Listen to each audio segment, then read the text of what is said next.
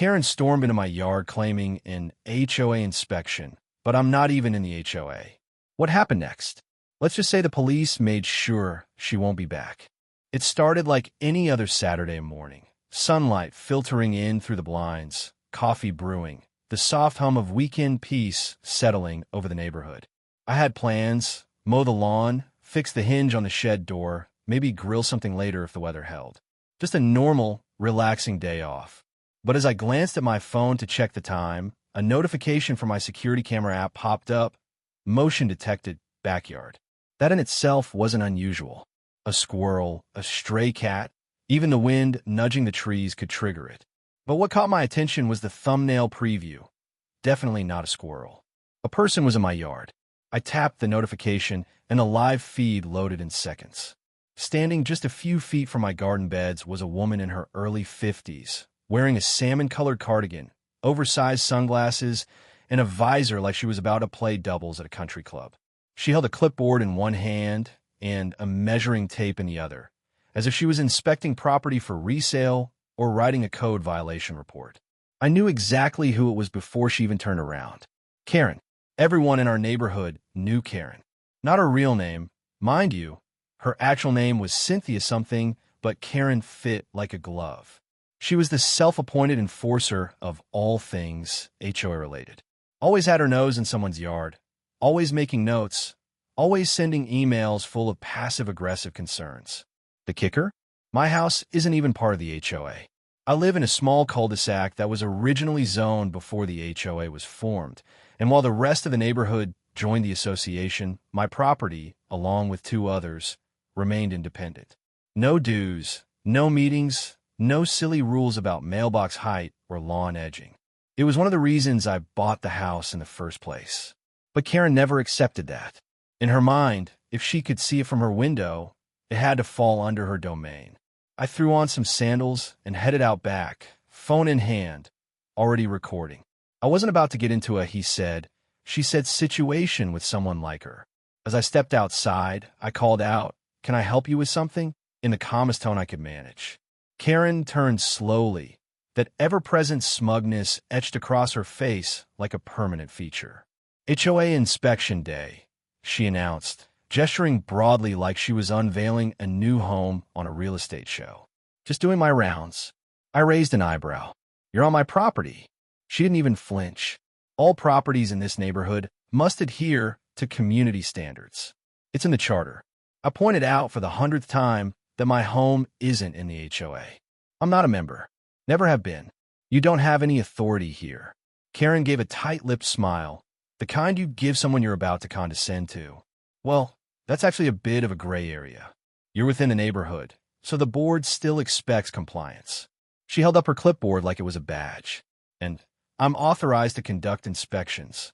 "Authorized by who?" I asked. "The board," she said, as if that answered everything.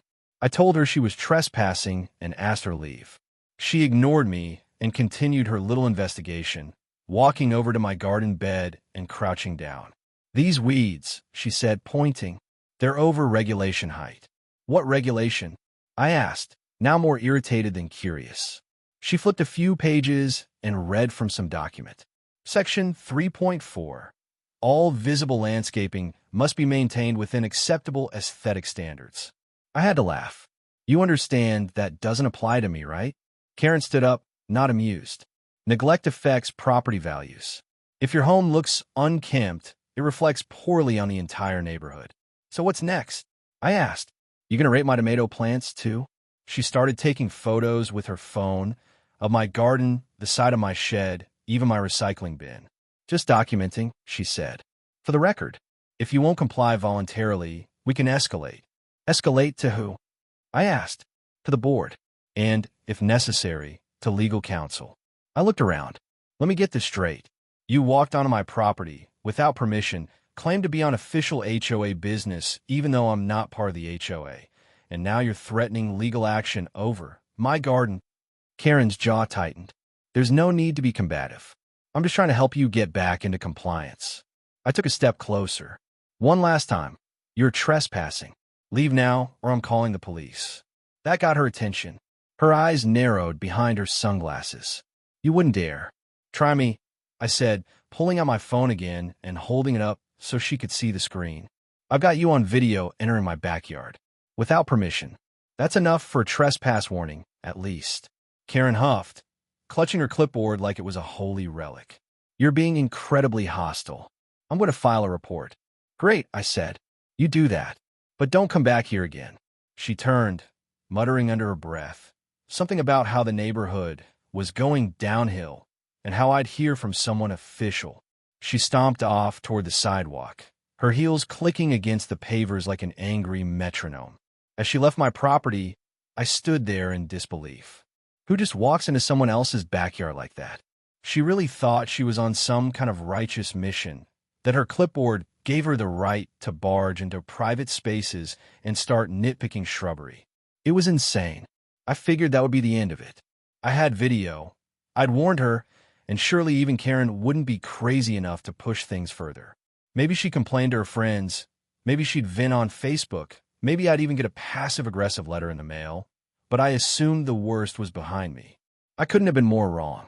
What I didn't know, what I couldn't have predicted, was that this wasn't just some random Karen episode. She was far from done, because the next time she showed up, she wouldn't be alone. And this time, things would get serious. It was 3 days later when Karen struck again, this time with reinforcements. I was in my garage, halfway through replacing the busted hinge on the shed door, when I heard footsteps crunching on the gravel path that ran alongside the house. At first, I figured it was a delivery or maybe one of the neighbors coming by to say hello. But the voices I heard weren't friendly or familiar. One belonged to Karen, unmistakable and loud as ever, and the other was a deep male voice I didn't recognize. I peeked around the corner of the house just in time to see her again on my property. Only this time, she wasn't alone. She had brought a man with her, tall, thin, dressed in a button-up and slacks, with a laminated badge on a lanyard around his neck. He didn't look like a cop, and he definitely wasn't code enforcement. Karen marched ahead of him like she was leading a VIP tour of Buckingham Palace. There, she said, pointing toward my compost bin. And that fence, he still hasn't fixed it. The man nodded like he was making mental notes. I stepped out from the garage, voice sharp. Excuse me, we've had this conversation already. Karen turned with that same arrogant smirk. And I told you, this isn't going away. You can't just ignore the HOA's authority forever. I crossed my arms. Still not in the HOA. Still private property. Still trespassing. The man stepped forward and held out a hand. Hi, sir. My name is Greg Landon. I'm with the HOA's Compliance Committee. I didn't shake it. You're with Karen, so you're trespassing too. Greg tried a soothing tone. We're not here to cause trouble. We just need to perform a brief compliance check. You don't need to do anything, I said, because I'm not under your jurisdiction. I'm not a member, I never signed an agreement, and you have no legal authority over me or my property. Karen rolled her eyes. That's what you think. But this property impacts neighborhood property values. If you keep refusing to cooperate, the board may be forced to pursue legal action. I laughed. Legal action for what? Having a garden? A compost bin? You realize how ridiculous this is. Greg tried again. Look, maybe we got off on the wrong foot. We've had some complaints from residents. Let me guess. I interrupted. All of them signed by Karen? He didn't answer, which was answer enough. I'm going to say this one more time, I said, voice raised now. You are both trespassing. I've already warned you once. You step foot on my property again, and I'm calling the police. Karen's eyes lit up, almost like she wanted that to happen. Perfect, she said. Let them come. Maybe then they'll explain to you how HOAs work. I grabbed my phone, pulled up the security app, and showed them both the footage from the previous visit. You're already on video from the last time. You don't want to do this. Karen crossed her arms. Go ahead. Call them. I'm doing what's best for this community. Best for your ego, I muttered and walked back toward the garage while dialing 911. The dispatcher answered quickly, and I explained that 2 individuals were on my private property without consent, claiming to represent an HOA I wasn't part of and refusing to leave. She told me to remain calm, that a unit would be dispatched immediately. I stayed on the line while keeping an eye on the duo from a distance. Karen and Greg didn't leave. In fact, they made themselves more comfortable, Greg started snapping photos on his phone, and Karen paced like she was waiting for a delivery. They genuinely didn't believe they were doing anything wrong. About 10 minutes later, a patrol car pulled up. I walked to the front yard to greet the officer as he stepped out, a sturdy-looking guy with mirrored sunglasses and the world-weary look of someone who's seen too many petty disputes. "Afternoon," he said. "You the one who called?" "Yep," I said. "They're in the backyard. Won't leave. Second time it's happened." He nodded, thumbed his radio, and walked with me toward the back. As we rounded the corner, Karen was mid-sentence about how I had visible yard clutter and non-regulation fencing when she spotted the officer. "Oh, thank goodness," she said brightly. "We've been waiting. This man is refusing to comply with HOA standards. He's hostile, aggressive, and his property is affecting the look of the neighborhood." The officer blinked, then turned to me. "And you say your property isn't in the HOA?" "Nope," I said. "I've never been a member. Check the property records. It's grandfathered in." Karen interjected. "That's a technicality. He still lives within the neighborhood. He should be held to the same standards." Greg nodded. "We're just trying to bring him into compliance." The officer held up a hand. "Hold on. Let's make something real clear, real fast. Are either of you legal representatives of a government agency?" "No," Greg said. "We represent the HOA.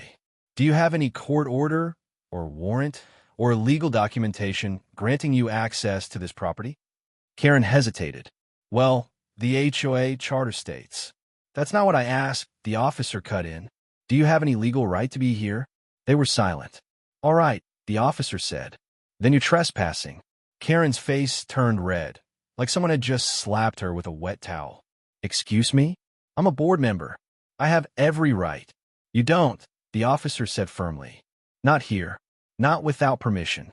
And this man," he gestured to me, "has asked you to leave multiple times.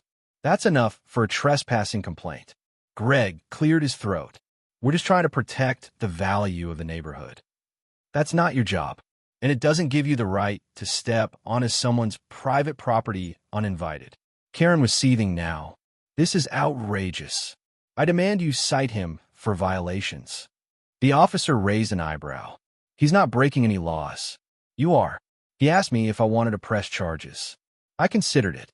Watching Karen's face crumple as that possibility settled in was a small, delicious victory. But I decided against it for now.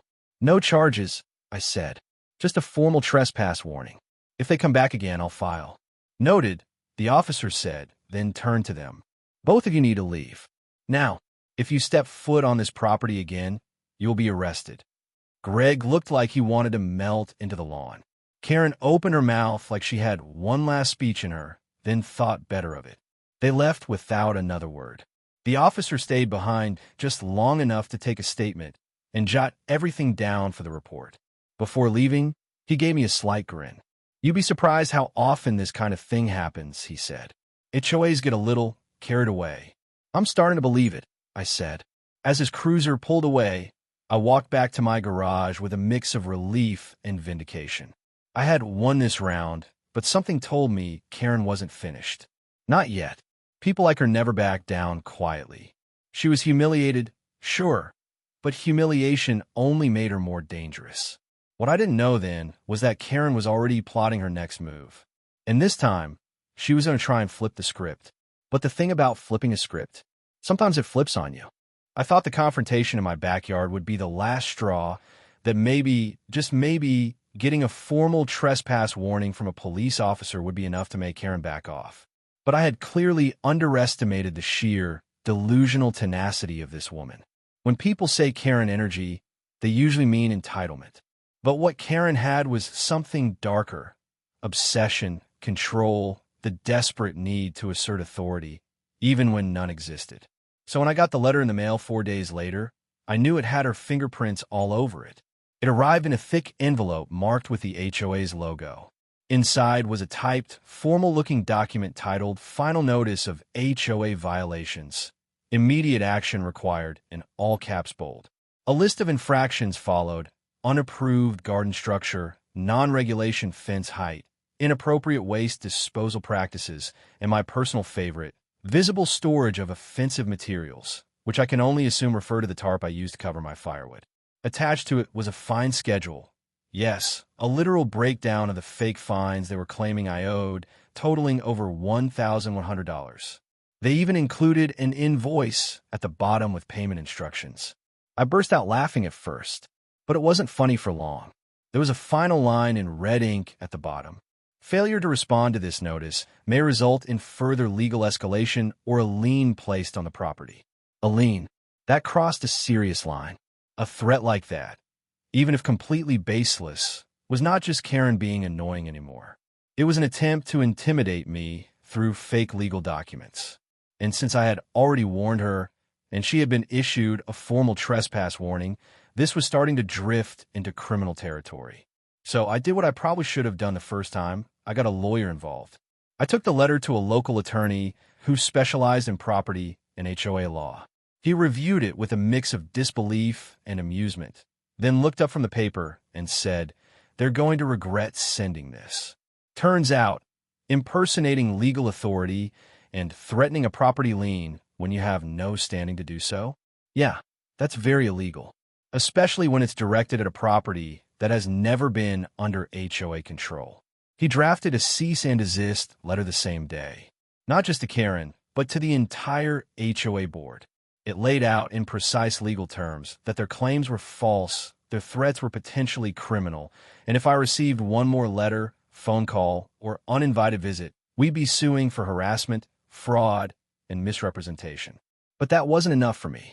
I wanted something that would stick. So I called the officer who had issued the trespass warning. I explained the situation, forwarded him copies of the fake violation notice and fine schedule, and let him know that Karen had ignored his warning completely and escalated the situation. His tone changed immediately. "You've already done everything right," he said. "If they're fabricating fines and threatening liens, that could be considered criminal impersonation or even mail fraud. I'll get a detective looped in." A few days later, I got the follow-up I'd been hoping for. 2 officers came by my house, this time with a plainclothes investigator. They asked for a copy of the security footage from both encounters and any documents I'd received. I handed everything over, including the letter with the faux lien warning and the video of Karen stating she had full authority.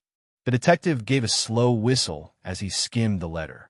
"Wow, this is textbook overreach. They've opened themselves up to a serious liability here." He left promising a formal report would be filed, and that they'd be paying Karen a visit. And boy, did they. 2 days later, a neighbor texted me a picture. It showed a police cruiser and an unmarked car parked in front of Karen's house. 2 officers on the porch, and Karen standing in the doorway with the expression of someone who just got told her Amazon Prime account had been permanently banned. I didn't know what was said exactly, but word travels fast in quiet neighborhoods. The story, according to my neighbor 2 doors down, was that the officers informed her she was under investigation for potential criminal misrepresentation and mail fraud, stemming from her harassment of a non-HOA homeowner and her use of HOA letterhead to issue illegitimate fines and threats. Apparently, Karen went pale. She tried blaming the rest of the HOA board, claimed they told her to send the letter. But the officers told her that since she had hand-delivered some of these letters and had appeared on my property personally multiple times, the accountability fell directly on her shoulders. But the most satisfying part? The detective reportedly said this: "You've already been given a trespass warning. If you ever step foot on his property again, you'll be arrested on the spot. No second chances." Boom. Over the next few weeks, things got very quiet. Karen vanished from the sidewalks. No more power walking patrols with her clipboard. No more nosy questions about people's lawn decorations or trash complacements.